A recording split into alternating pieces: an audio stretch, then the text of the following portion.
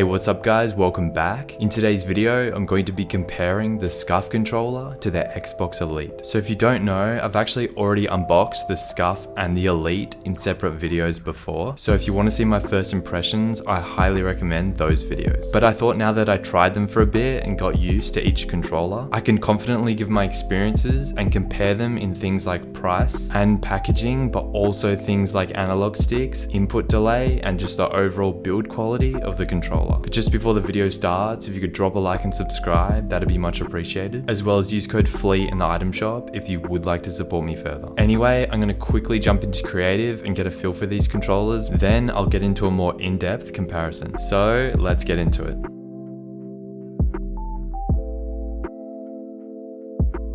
Alright, so I'm all set up, ready to go. So as you can see, I've got the Scuf controller on a hand cam. I'm just going to play around for a little bit on creative, get used to the Scuf again. Then I'm going to do the same with the Elite. And paddle check, yep, paddles are working. Almost forgot my Galaxy Control Freak. The Scuf analog stick feels really loose, but it's like good. I can everything's very nice and controllable. As you can see, I'm on 60 ping. Internet looks a bit laggy right now, but not to worry.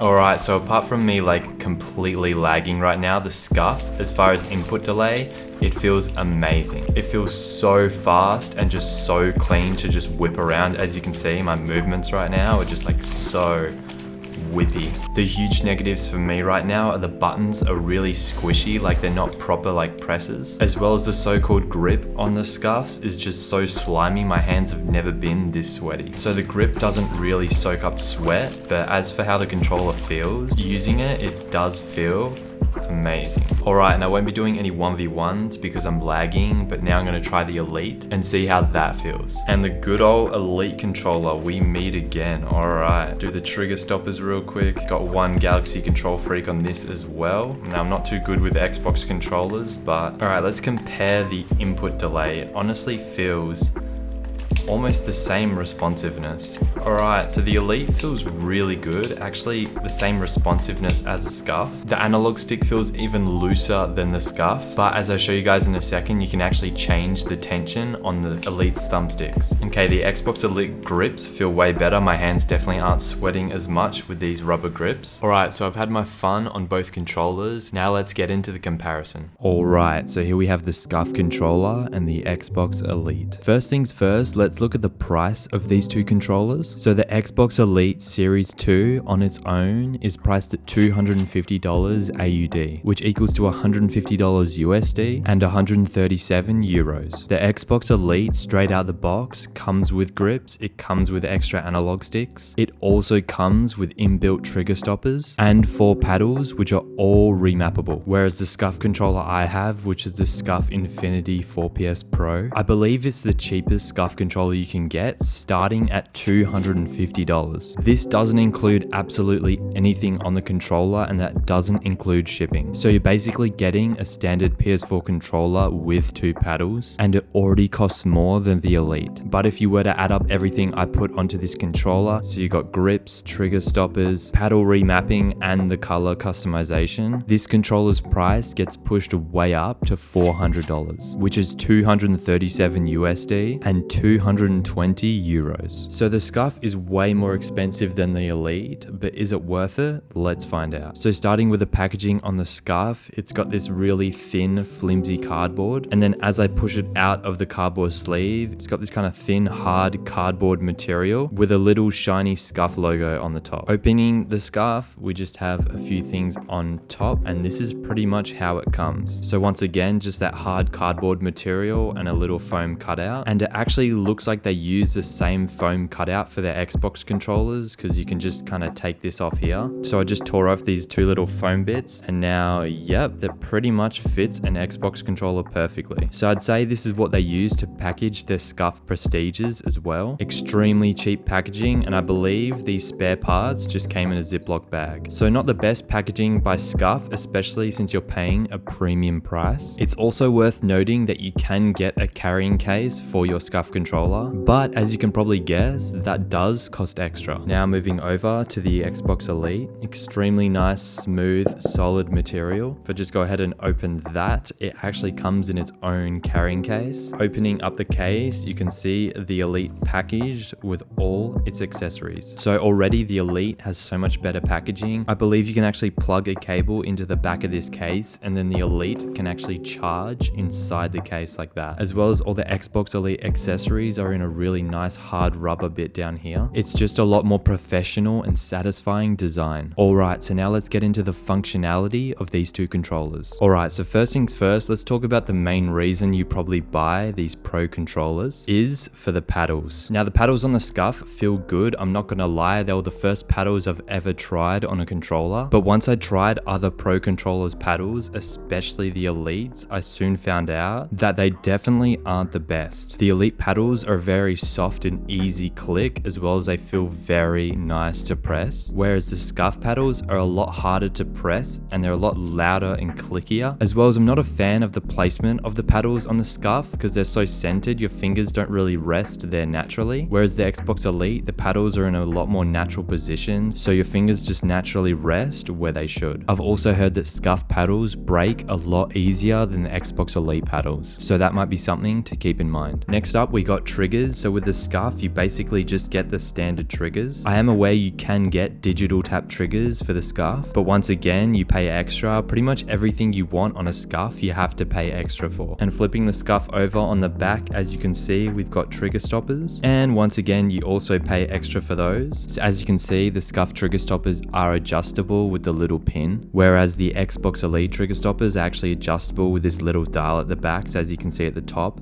is full range. I put it down, it goes halfway, and then if I put it all the way down, it literally, the trigger doesn't even move. So this is a really good way to adjust your trigger stoppers on the fly with no external tools needed. As well as the bumpers on the Xbox Elite are a lot quicker to press because they are like a mouse click. The Scuf bumpers are just the standard PS4 bumpers, which are nowhere near as good as the Xbox bumpers. Now moving on to analog sticks. So the Scuf analog sticks just feel like the normal PS4 analog sticks. There's nothing wrong with that, it does feel really good, but there is no customization. But the Xbox Elite has insane customization with their analog sticks, so not only are they interchangeable very easily, but you can also use a little tool they gave you and actually tighten the thumbstick tension. So now when I put the analog stick back on, the thumbsticks are a lot tighter. So customizable thumbsticks and thumbstick tension is a huge win for the Xbox Elite. As for the grips on the Scuf, I'm really not a fan of what they call this military grip. I prefer grips to stop my hands sweating or to soak up sweat, but these grips honestly just make the controller feel slimy. The Xbox Elite grips are a lot better, although still not perfect. I do prefer the rubber mesh grips on the Xbox Elite, but nothing even comes close to Smart Grips controller grips. I'm not in any way sponsored or affiliated with Smart Grips, they just make the best controller grips for sweaty hands. I have made a video on them before, I highly recommend you go check it out. And lastly, just really quick, I'm going to compare the buttons. So although I do use a PS4 controller and the Scuf uses PS4 buttons, I'm still not a huge fan of the PS4 buttons. Like the D-pad is really squishy, you can't even hear it when it clicks down. Whereas the Xbox Elite, it almost feels like a mouse click, it's a lot better. The Xbox Elite obviously doesn't have a touchpad button, but it's not really needed since it has 4 paddles. Once again, the same thing goes for the action buttons. The Scuf controller buttons are just a lot squishier compared to the Xbox Elite buttons, which just have a lot nicer click. So it may seem like the Xbox Elite beats the Scuf in every single way, and honestly it kinda does. The only thing the Scuf has on the Elite is just color customization, and to me changing the color of your controller is not a big deal. So in conclusion, I did ask for your guys' opinions over on my Twitter, and the results came in favoring the Xbox Elite. If you are thinking of purchasing one of these controllers, I highly recommend you go read the replies to that tweet, as I did ask for people's experiences. But as far as what's better in my opinion, they both have about the same input delay, very responsive, which is good. The Xbox Elite definitely wins in price as it is way cheaper. The Xbox Elite also has 10 times better packaging than the Scuf. The Scuf controller obviously has way more customization before you can purchase it, but that's not really a good thing because everything you can customize with the Scuf is just going to cost you more money, whereas the Xbox Elite has a lot better customization after you purchase it. it. Like the 3 types of trigger stoppers that I showed you that are really easy to use, being able to change the thumbstick tension, as well as very easy interchangeable analog sticks. The Elite has better overall build quality, it just feels a lot more sturdy and professional, and the Elite also has a longer durability, although I believe the Elite Series 1 is better than the Elite Series 2 according to you guys. But at the end of the day, it just comes down to preference and how you prefer to hold the controller. This was just me bringing the facts to you guys to help you make a better decision. And yeah, that about covers my Elite versus Scuf comparison video. Let me know what controller you use in the comments and drop a controller emoji with that comment so I know you made it to the end of the video. But that's gonna do it from me. Thank you all so much for watching,